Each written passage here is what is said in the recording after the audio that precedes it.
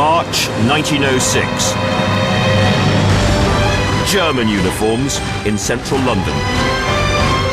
The unsmiling men begin to disperse among the early morning shoppers. They'd arrived to bring fear to the very heart of Britannia's imperial capital. They were now goose-stepping down Oxford Street.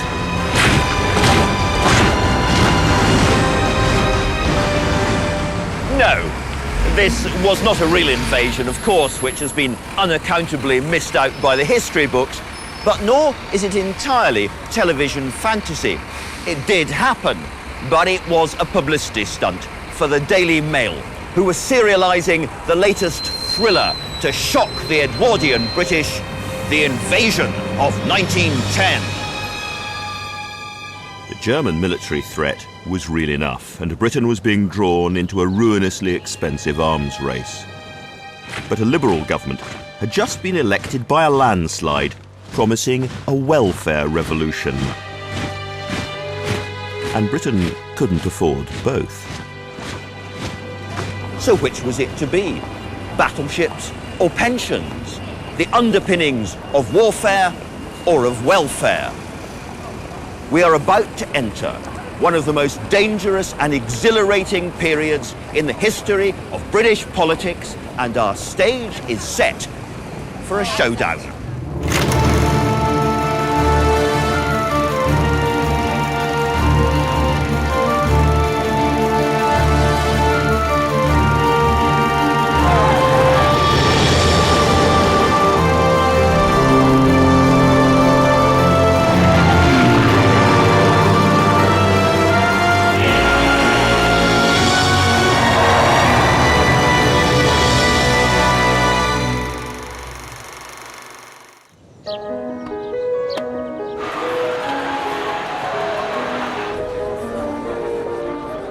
The Edwardian era is often remembered as a romantic, golden age. A long, hot summer of big hats, cottage gardens, and messing about on the river. A time of simple pleasures. Country house parties with picnics on the lawn. A lost Eden of innocence and imagination, immortalised in classic children's stories. The Railway Children, The Wind in the Willows, and Peter Pan.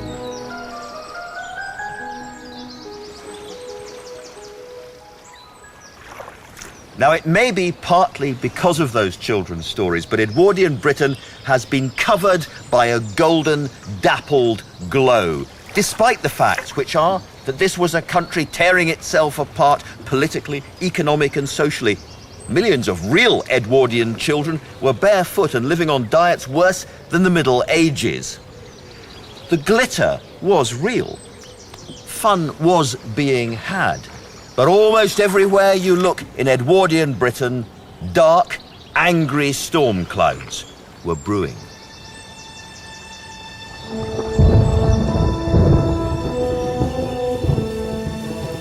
On the 15th of July 1906, a young woman called Adela Pankhurst made her way to a park in Manchester called Boggart Hole Clough. She'd just been released from prison for heckling a local MP, Winston Churchill, at a public meeting.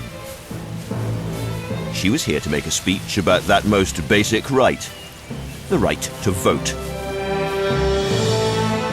Adela Pankhurst and her fellow speakers were standing here at the bottom of the hillside. A massive crowd spread out around them in all directions. As the meeting began, a group of thugs began mingling with the Pankhurst supporters. One of the speakers asked what the Tory cave dwellers and the medieval liberals were going to do about women's suffrage. The answer was a terrifying northern roar, and down the hill poured the men, many of them carrying sticks and coming straight for Adela.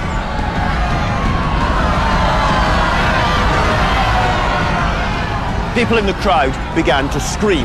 and panic, the men went straight for the women, grabbed them, and brutally hauled them back up the hill, passing them from man to man. Their clothes were half torn off, they were beaten around the face until the blood flowed, and older men, respectable-looking men, started to shout obscene suggestions. The mood of the crowd turned until they were roaring like savages.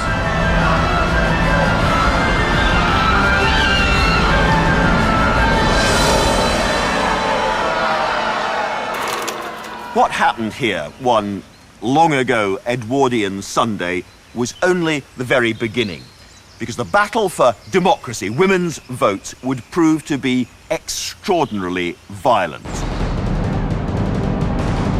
And this was only one of the increasingly violent arguments about poverty, privilege and liberty that provided the soundtrack for Edwardian Britain.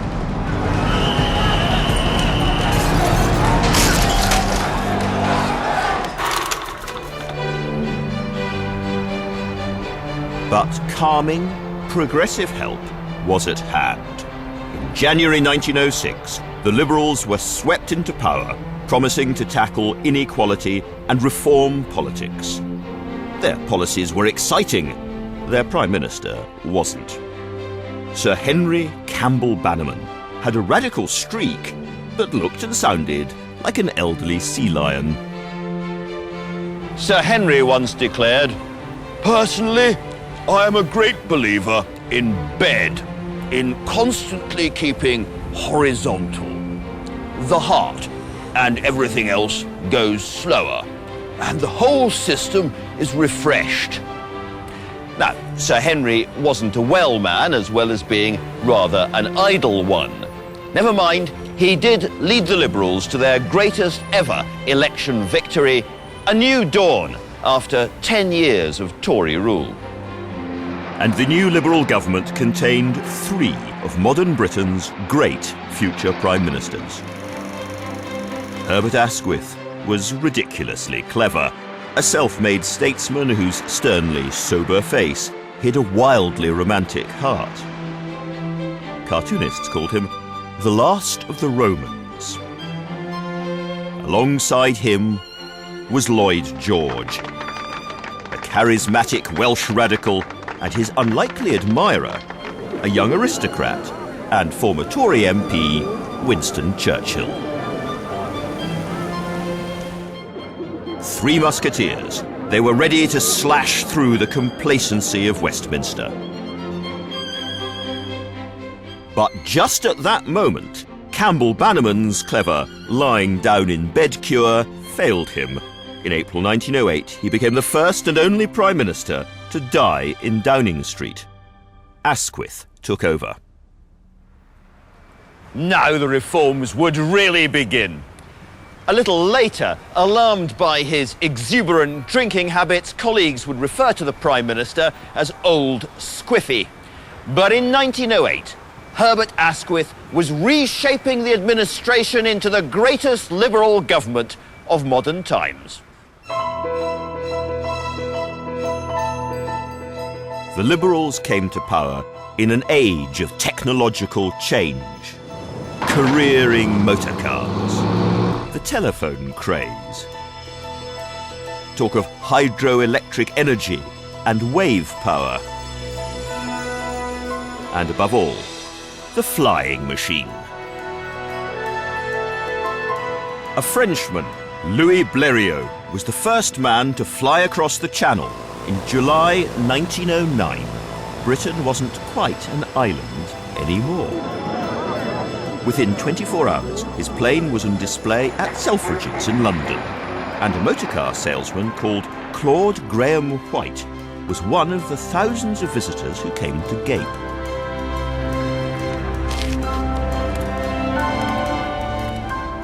Well, Claude was hooked, and within 6 weeks he'd been over to France, helped to build his own aircraft, and then when it was trundled out of the factory, no instruction, no training, he'd flown it successfully for at least 20 minutes, which meant that he was officially a magnificent man in a flying machine. The Daily Mail, always ready for a sharp stunt, offered a prize of £10,000, huge money, more than £750,000 today, to the first pilot to fly the 195 miles from London to Manchester, and the race of the year was filmed. 2 men came forward, another Frenchman, Louis Paulhan, and our Claude. Things didn't start well for Claude.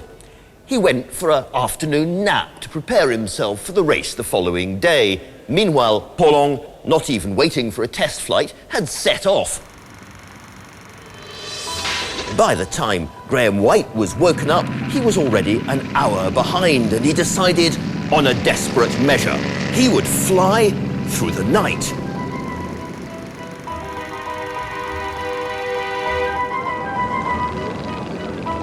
Now, he had no lights, no altimeter, no fuel gauge, no compass. This was enormously dangerous. He relied on the headlamps of friends' cars on the roads below. By 4 in the morning, his engine had failed and he had to put down. A huge crowd gathered and he was off again. Next time, he was forced down by winds to hear the dreadful news that it was too late. Paulhan had already arrived in Manchester and claimed the prize, thanks to such dastardly tactics as not having a sleep before he started.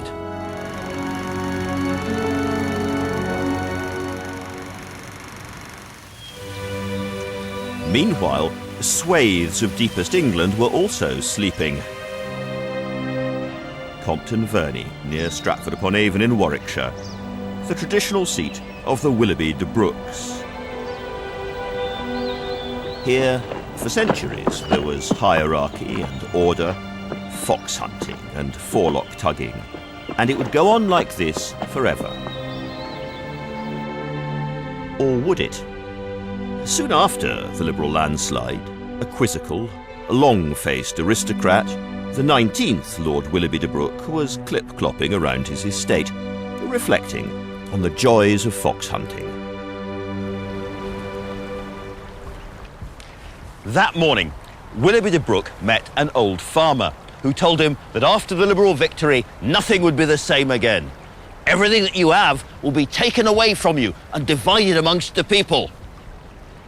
I didn't believe a single word of it, said the 19th Lord later. I carried on hunting as if nothing was going to happen. For Willoughby and his kind, the modern world was a most unpleasant rumour. But they were all about to get the shock of their titled little lives.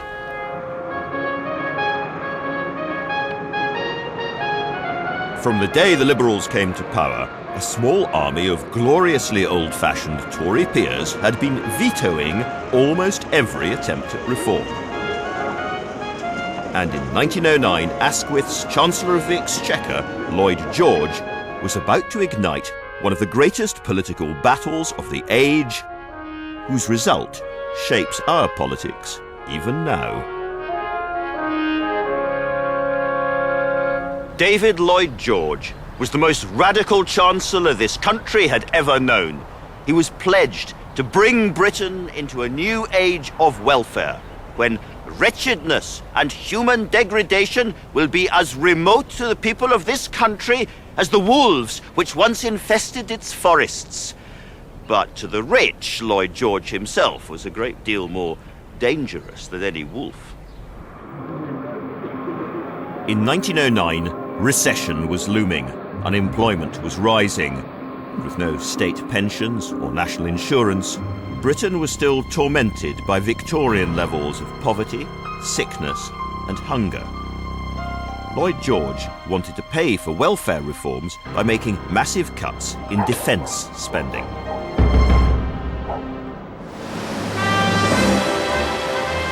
But with fears of a German invasion being stoked by the popular press, he had little room for manoeuvre. Out on the street, patriotic crowds were chanting for the latest awesome war machine, the British-built Dreadnought battleship. We want 8 and we won't wait. Lloyd George's problem was that dreadnoughts were ruinously expensive. To pay both for them and for welfare, he devised what he called his people's budget. He said it was a war budget to wage implacable warfare against poverty and squalidness. To pay for both dreadnoughts and welfare, Lloyd George announced an increase in estate duties, a huge blow to the wealthy. And he also introduced a new super tax for the super rich. The People's Budget was a direct hit on landowners in the Lords, many of them in Lloyd George's own party, and they still had huge power over the elected Commons. Lord Rosebery, an immensely wealthy landowner who'd also been Liberal Prime Minister, described the People's Budget as pure socialism, the negation of faith, of family, of property, of monarchy, of empire. In fact, he said, it wasn't really a budget at all. It was a revolution. And around Britain, the wealthy began the most ferocious campaign. In the newspapers, in the city, among landowners, and in the House of Lords. They even formed the Anti-Budget League. And so, on the evening of July the 30th, 1909, Lloyd George decided he had no choice but to take his people's budget directly to the people. That night, 4,000 men crammed themselves into a former pub called the Edinburgh Castle in the East End of London. The Chancellor of the Exchequer stood up to raucous applause. Many who heard Lloyd George in his prime said he was the greatest orator British politics ever produced, and this was to be the speech of his life. Was it not a shame that a rich country like Britain should allow people who had toiled all their lives to die in penury and starvation? His people's budget, he said, was being opposed by shabby rich men. He needed the money for dreadnoughts, he reminded the audience, and the workmen put in their coppers. But when he went round wealthy Belgravia, there arose such a howl. Well, I tell you, the day of their reckoning is at hand. This was bare-knuckle class warfare. Rumours were already spreading that some landowners were threatening to sack their servants if the people's budget was passed. Lloyd George was merciless. Are they going to threaten to devastate rural England by feeding and dressing themselves? He asked. A typical nobleman needs one man to fix his collar and adjust his tie in the morning, a couple of men to carry a boiled egg to him for his breakfast, a fourth man to open the door for him, a fifth man to help him in and out of his carriage, a sixth and a seventh to drive him. Why, a fully equipped duke costs as much to keep up as 2 dreadnoughts. To his fervent admirers, Lloyd George was the Welsh wizard. He was the Merlin of radical politics. And on that night, he blew on the fire with all his magic dragon might and brought the trouble to boiling point.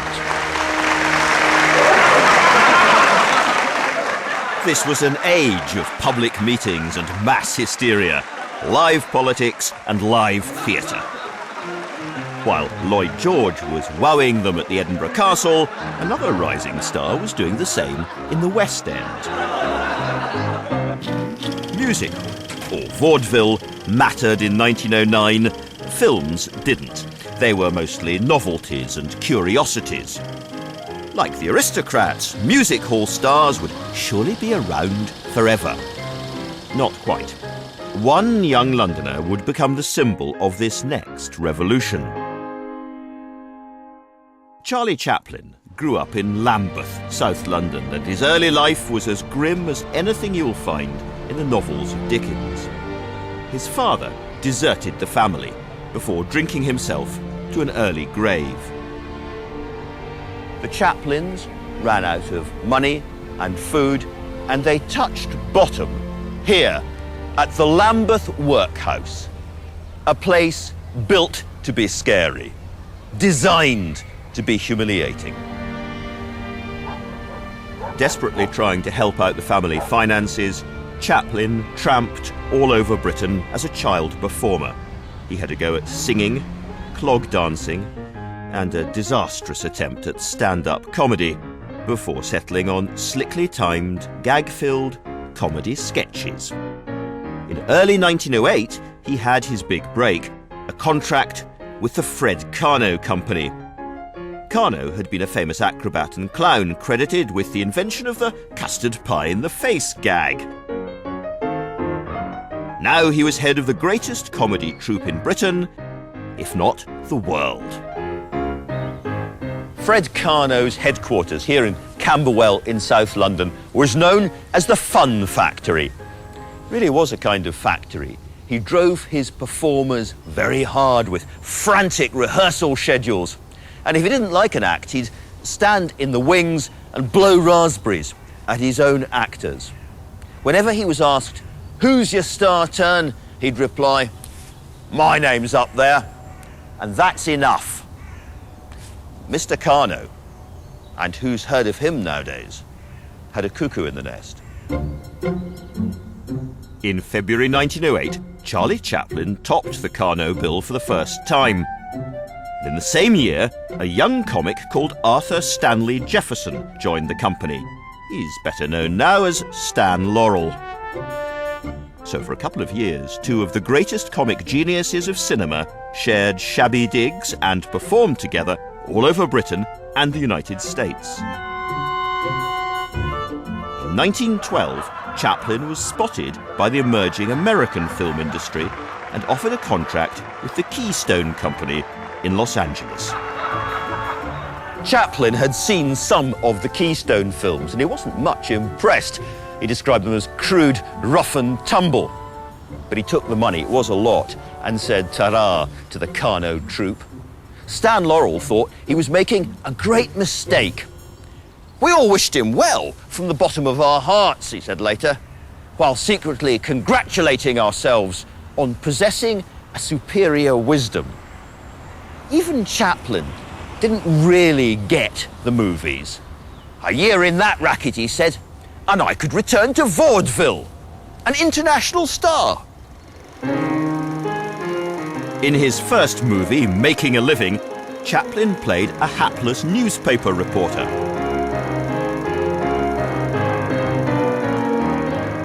Drawing on his Carnot training, he packed every scene of the 8-minute reel with improvised gags. Later, he sat down with great excitement to watch the edited version of his first performance on screen. And it broke his heart. Chaplin's first film performance had been butchered beyond recognition. The next day, he was told to go away and put on some comedy makeup. Anything would do. They were already haphazardly improvising the next film. On his way to the wardrobe, Chaplin said, he decided to put on some baggy pants, big shoes, a cane and a derby hat. Already gags and joke ideas were racing through his mind. And with the single addition of a small moustache, the tramp was born.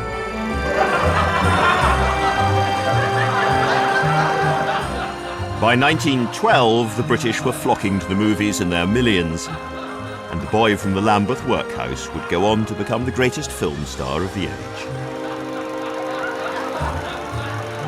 Had he not taken that reckless gamble on the other side of the Atlantic, he'd have been stuck in the declining world of the music hall, and Charlie Chaplin would be a name known only to a tiny number of enthusiasts. Actually, more likely, given the streets he came from, he would have signed up early for the First World War and been killed.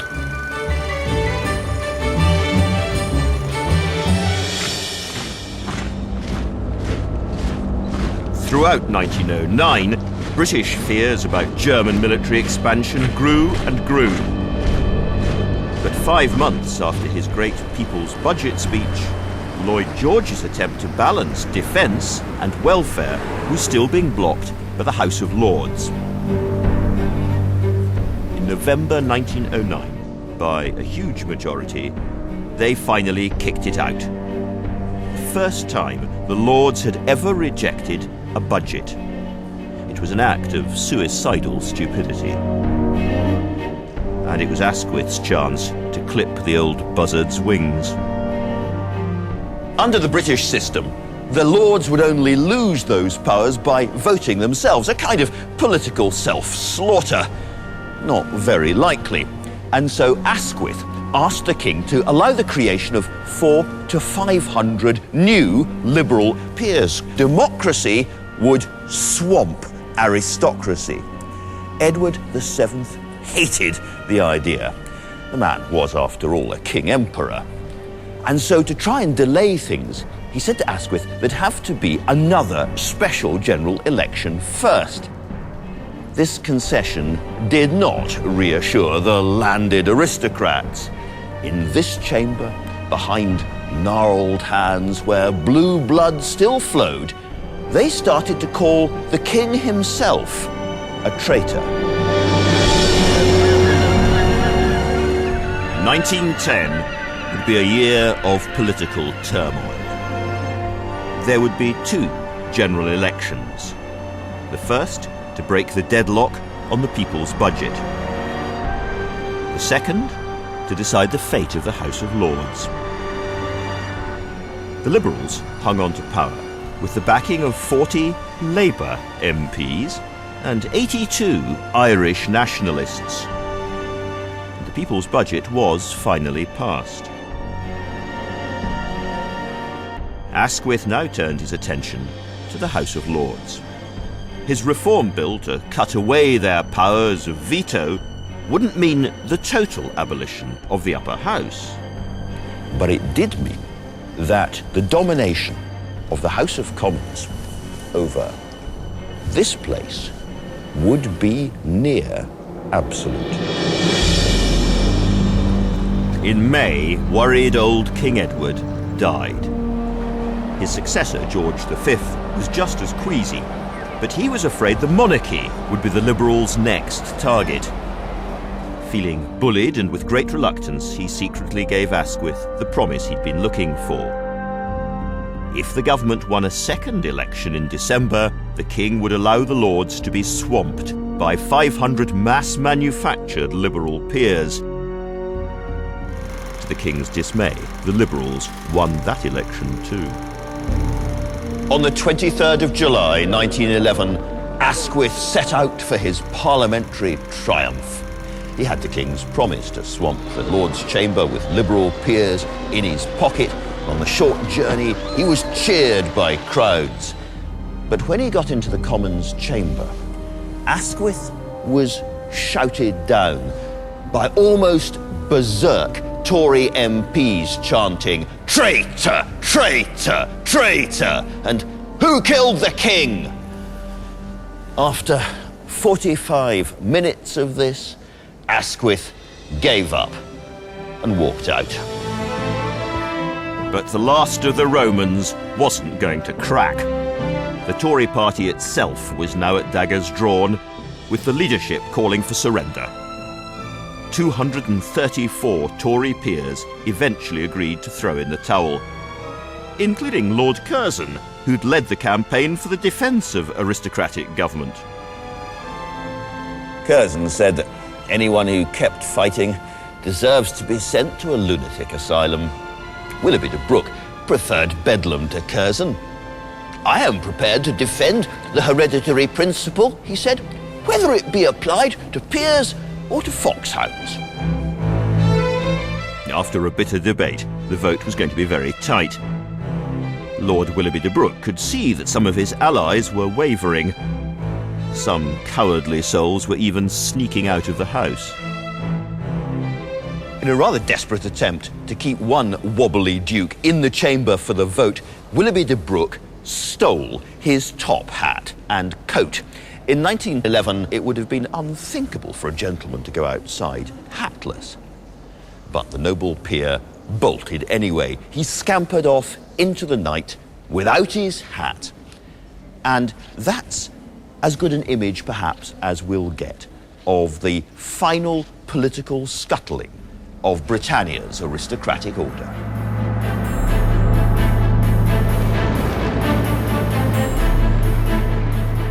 The Liberals had triumphed over the Lords, but they weren't nearly radical enough for the trades unions, now aflame with anger and a sense of injustice, and nowhere more so than in the docks.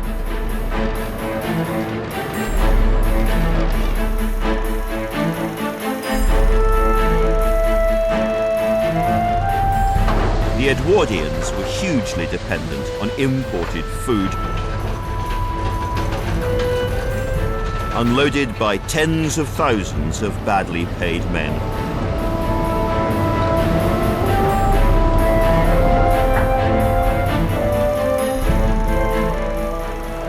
At the start of a scorching August in 1911, the London dockers came out on strike.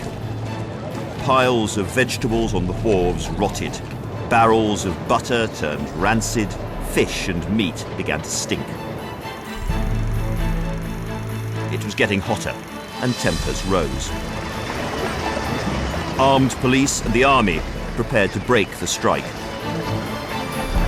The key union leader, a flamboyant man called Ben Tillett, wrote a letter to the Home Secretary, Winston Churchill.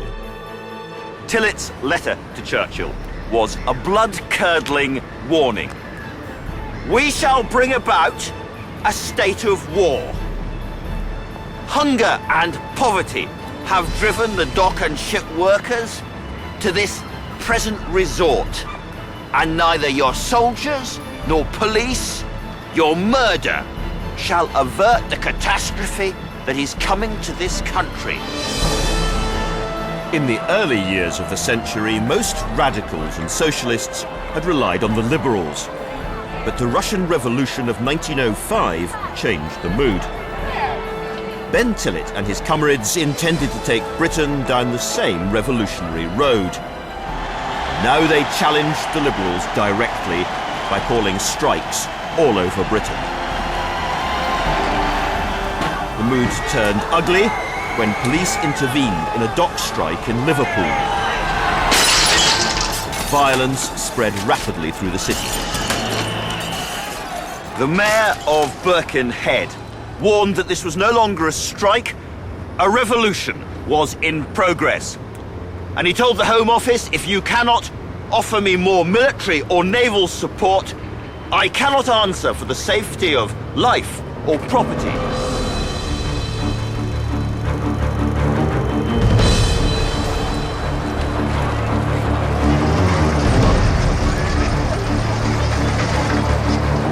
Within days, the entire Aldershot garrison had been ordered north, and off the coast of Birkenhead, there were 2 warships. The strikes and violence continued to spread. It was getting hard to see how the Liberals, with so many landowners and mill owners among their MPs, could ever be the true champions of the working class. In 1912, the leader of the London Port Authority, Lord Devonport, tried to break another strike in the London docks by drafting in blackleg labour with police protection. Tillett came here to Tower Hill, to a huge open-air meeting to test the workers' resolve. In front of the now silent river and a sea of faces with his hat tipped back on his head, Tillett demanded to know how many of the striking dockers had military training and how many would serve in a workers' police. And a forest of hands went up, and his language became more inflamed. Sedition or no sedition? I want to say that if our men are murdered, I am going to take a gun and shoot Lord Devonport. And later he called upon God to strike Lord Devonport dead. and the cry came back from the crowd, "He shall die! He shall die!"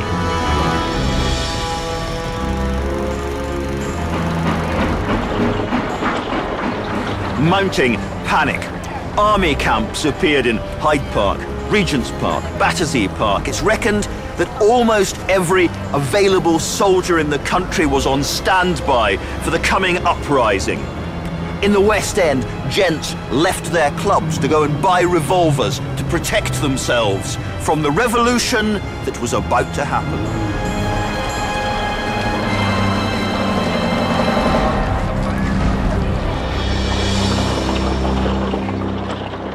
For a short while, it seemed that those who predicted a British Revolution weren't so daft. All of this happened exactly between the First Russian Revolution and the Second Russian Revolution. And though in the end this fever, with its talk of workers, police and revolvers, would be washed away in the vastly greater violence and bloodshed to come, in 1912, the old order seemed not only old, but fragile. And the same was true in private life. In 1913, a 33-year-old biologist marched into the British Museum reading room with only one thing on her mind.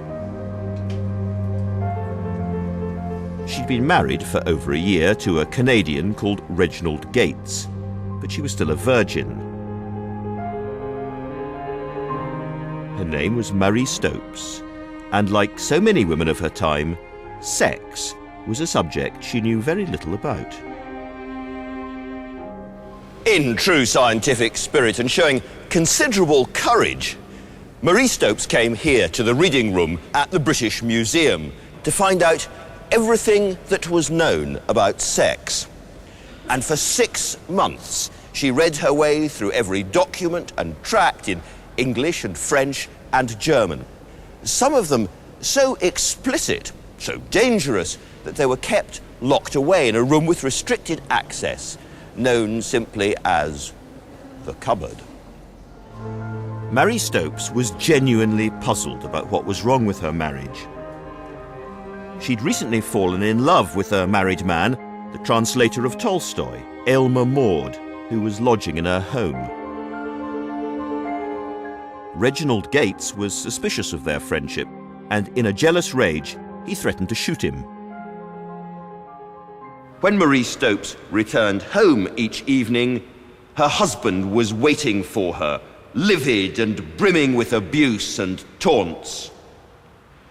She wanted to escape to the arms of Elmer Maud, but in those days for an Edwardian woman, divorce was almost impossible. Edwardian Britain wasn't a nation of universal sexual repression. Among working-class families, huge numbers of children were born out of wedlock. Among the upper classes, sexual behaviour was getting wilder. The late King Edward had led the way. Rather earlier, his notorious appetite for women had earned him the nickname Edward the Caresser. Herbert Asquith's diaries and letters reveal floods of passion for his much younger mistresses. If Asquith was an elderly romantic and possibly a lecher, Lloyd George was a notorious goat. Lord Kitchener used to say that he objected to discussing sensitive military matters in front of the cabinet because they all went home and told their wives. Except for Lloyd George, who went home and told somebody else's wife.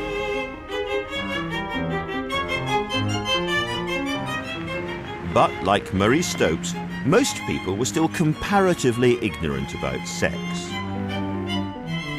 In the course of her research, Stopes came to the conclusion that her husband was impotent.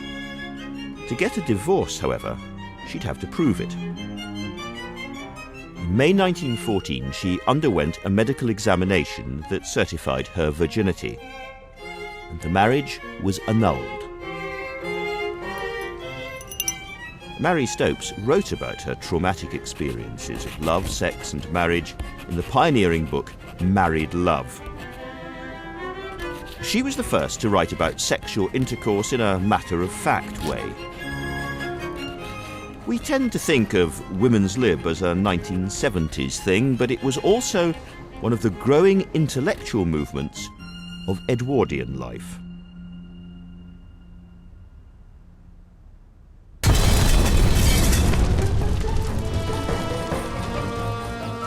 Just after 6 a.m. on the 19th of February 1913, there was an explosion at Lloyd George's new house, still under construction near his golf club at Walton-on-the-Hill in Surrey.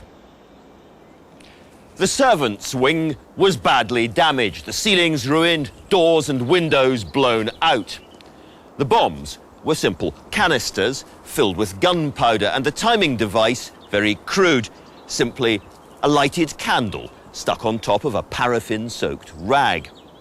No note was found, but the police did discover 2 broken hat pins and, in the road outside, 1 woman's shoe.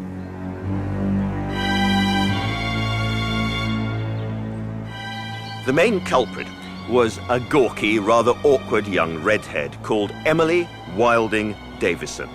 Within a few months, her name would echo round the world. But for now, responsibility was taken on behalf of the whole suffragette movement by Mrs. Emmeline Pankhurst. Speaking that very night in Cardiff, she said, "We may not yet have got the whole government in prison, but we have blown up the Chancellor of the Exchequer's house." Now, some people booed, and one protester said, "Why have you blown him up?"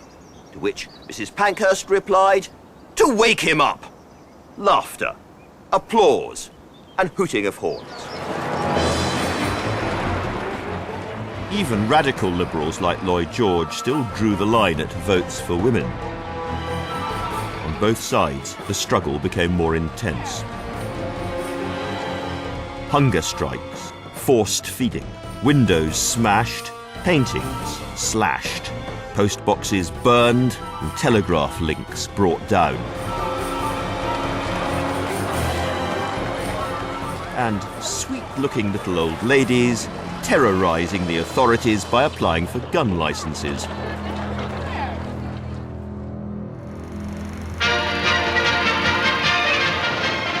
Next target, the social event of the year, Derby Day in Epsom. Emily Davison arrived at Epsom by railway, made her way to the racecourse, and then marked up her card, waiting for the all-important 3 o'clock race when the King's horse, Marr, would be running.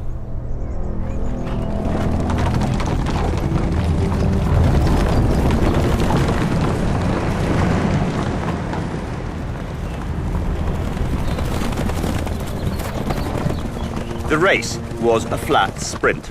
As the horses turned into the final straight, Marr was running in 3rd from last position. Emily Davison slipped underneath the barrier. One of the bystanders tried to grab her, but he said later that she shook herself free and cried, "I will!" And then she strode straight into the path of the King's horse.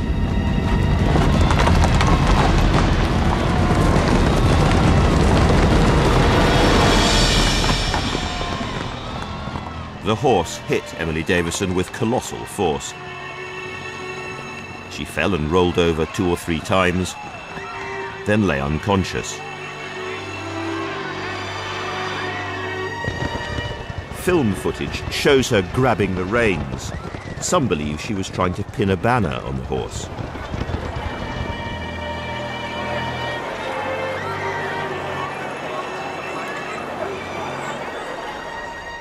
Davison was taken to hospital. Hate mail was to follow. This being Britain, more concern was expressed for the horse, which survived. Emily Wilding Davison didn't. On the 8th of June 1913, 4 days after her protest, she died of terrible internal injuries.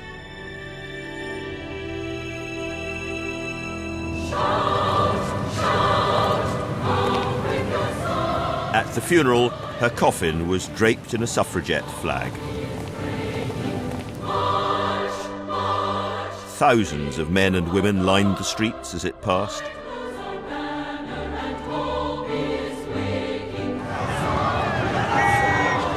The coffin was flanked by women dressed in the colours of the suffrage movement.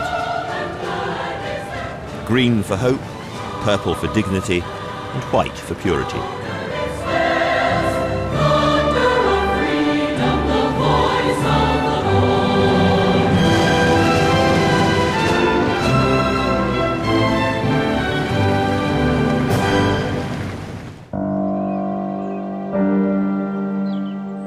These rebel women and rebel girls smashed the complacent face of Edwardian Britain and changed the image of this country around the world. No longer the stuffy, narrow, unchanging society. The suffragettes turned Emily Davidson quite deliberately into an international martyr, impossible to ignore and unforgettable. What she did to herself here was horrible. But what happened to her after her death was everything she hoped for.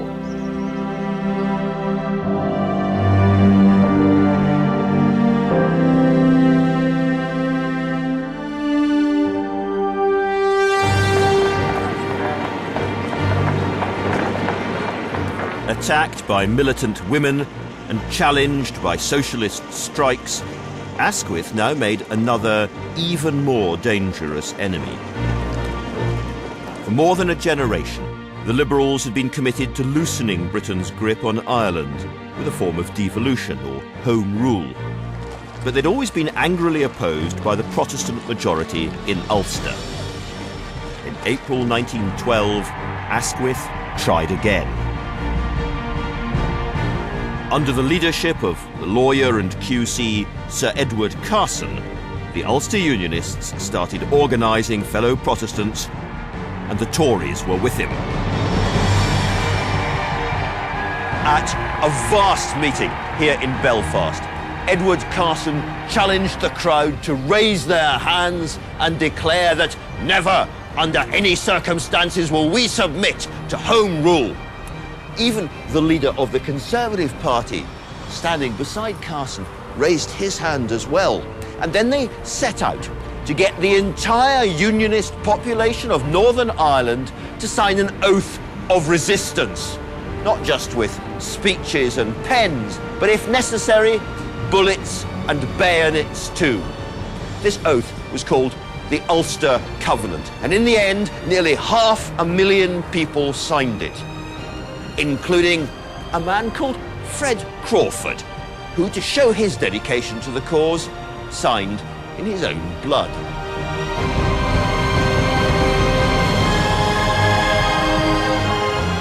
In January 1913, the Unionists formed the Ulster Volunteer Force to defend the northern counties of Ireland against British attempts to enforce Home Rule.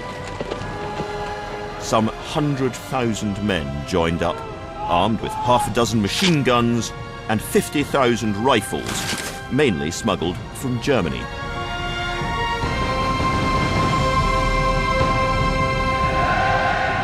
This wasn't just about Ireland. All across Britain, huge sums of money were being raised for the Unionist cause. In Liverpool shipyards and Hammersmith pubs, working men were secretly stockpiling massive quantities of arms. Lorries were jolting across the roads of England and Scotland with secret cargoes of guns and ammunition. Young men were slipping quietly away from their homes to go across the water and fight for Ulster, because for many people, the loss of Britain's first colony would be the beginning of the end for that great imperial power, Britannia. On the 20th of March 1914, British troops based near Dublin were ordered to prepare to move north to Ulster. The commander of British forces in Ireland, Lieutenant General Sir Arthur Paget, was worried by the orders because many of his men were from Protestant Unionist families. Paget sent an urgent secret telegram to the War Office. all but 2 officers, resigning their commissions today. Fear men will refuse to move. From London, silence. Paget sent another telegram. Brigadier and 57 officers prefer to accept dismissal if ordered north. For a large swathe of the British Army in Ireland, this was close to outright mutiny. The government sent a battle fleet to the Ulster coast. If it comes to rebellion and civil war, Winston Churchill said, the government will fight to win it.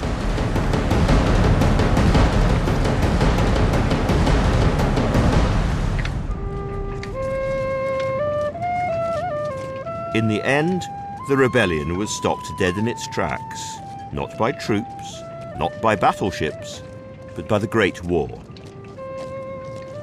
Within weeks, the men of the Ulster Volunteer Force would be reorganised into the 36th Ulster Division, and their action in battle would be so heroic, the scale of their slaughter so overwhelming, that the idea of betraying their memory by imposing a single united Ireland disappeared from most British minds.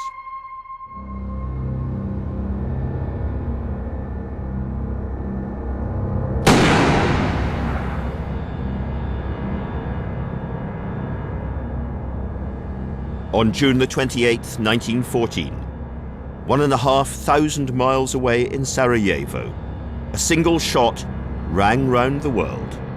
A Serbian nationalist had assassinated the heir to the Austro-Hungarian throne, Archduke Franz Ferdinand, the starting pistol for Armageddon. The Austro-Hungarians declared war on the Serbs. The pro-Serb Russians declared war on them. And suddenly, half Europe was mobilizing. Churchill wrote to his wife Clementine, "Everything tends towards catastrophe and collapse. I am interested, geared up and happy. Is it not horrible to be built like that? The preparations have a hideous fascination for me." Right to the end, Herbert Asquith was working through the night to preserve peace. After midnight on the 1st of August, he drove to Buckingham Palace. Asquith said, "The poor king was hauled out of his bed to appeal to his cousin, Tsar Nicholas II, to stop the Russian mobilization. King George appeared in a brown dressing gown over his nightshirt and with copious signs of having been aroused from his beauty sleep. He topped the diplomatic letter, 'My dear Nicky,' and signed it, 'Georgie.' But Russian mobilization continued. Later that day, Germany declared war on Russia. Asquith called an emergency cabinet meeting. He'd been told that 3/4 of his own MPs were against intervention in Europe. Churchill stood firm, but his great friend and ally Lloyd George was threatening to resign from the government rather than vote for war.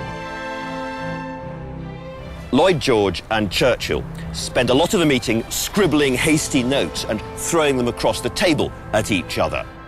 After it was over, Lloyd George tore most of them up, but his mistress and secretary, Frances Stevenson, gathered together the pieces and she kept them, and what they show is Churchill exerting all his eloquence and cajoling charm to win his ally round.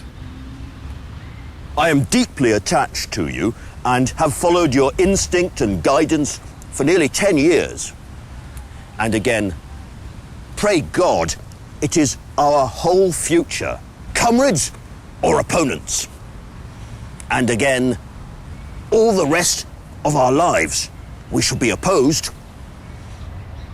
Lloyd George's replies are much terser, almost coquettish in their brevity, and fewer, but they do show that he was coming round. Like most radical liberals, Lloyd George had always been a patriotic imperialist. In the end, he believed that the two democracies, Britain and France, would have to stand together. Awful, but necessary. On the street, it all seemed simpler. Time to teach the Hun a lesson. The Daily Mail's old goose-stepping Germans would turn out to be the ghosts from a terrible future. An anti-war demonstration in Trafalgar Square on Sunday, August the 2nd, was a damp squib. Very late the following night, Asquith heard a roaring sound half a mile away. It was the crowd cheering the king, and he found himself disgusted. He wrote to his lover, Venetia Stanley. War, or anything that seems likely to lead to war, is always popular with the London mob. On the 3rd of August, at 6:45 in the evening, Germany declared war on France. German troops were gathering on the Belgian border. The Foreign Secretary, Edward Grey, informed the German ambassador that if Germany invaded Belgium, Britain would go to war.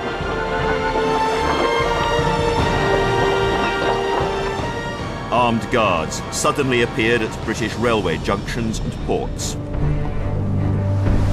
Britannia's home fleet, lights doused, slipped down the channel to take up battle stations in the North Sea. The British ambassador in Berlin packed his bags and hurried home.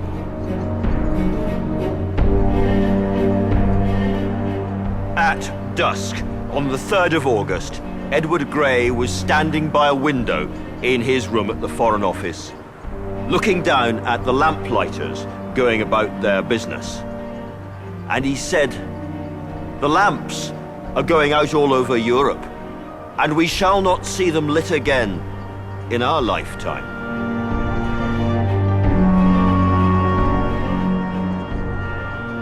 At 11 p.m. on the 4th of August 1914, Britain declared war on Germany, and in doing so, committed herself to the greatest bloodletting the world had ever seen.